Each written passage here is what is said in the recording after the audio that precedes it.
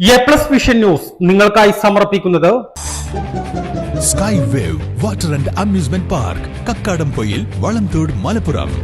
കാട്ടാനയെ ഓടിക്കുന്നതിനിടയിൽ കയ്യിലിരുന്ന പടക്കം പൊട്ടി വനപാലകന് സാരമായ പരിക്കേറ്റു. നിലമ്പൂർ റേഞ്ചിലെ വള്ളുവശ്ശേരി ബീറ്റിലെ പൂച്ചക്കുത്ത് OPയിലെ ബീറ്റ് ഫോറസ്റ്റ് ഓഫീസർ ഹരികൃഷ്ണനാണ് കൈക്കുൾപ്പെടെ പരിക്കേറ്റത്. ഇന്നലെ രാത്രി പൂച്ചക്കുത്ത് ഭാഗത്തിറങ്ങിയ കാട്ടാനയെ കാടുകയറ്റിയ ശേഷം ഉൾവനത്തിലേക്ക് കടത്തിവിടുന്നതിനായി പടക്കം പൊട്ടിക്കുന്നതിനിടയിൽ കയ്യിലിരുന്ന പടക്കം പൊട്ടുകയായിരുന്നു.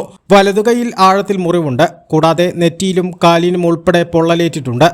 ആദ്യം ചുങ്കത്ര സ്വകാര്യ ആശുപത്രിയിലും പിന്നീട് മഞ്ചേരി ജില്ലാ ആശുപത്രിയിലും എത്തിച്ച് ചികിത്സ നൽകി.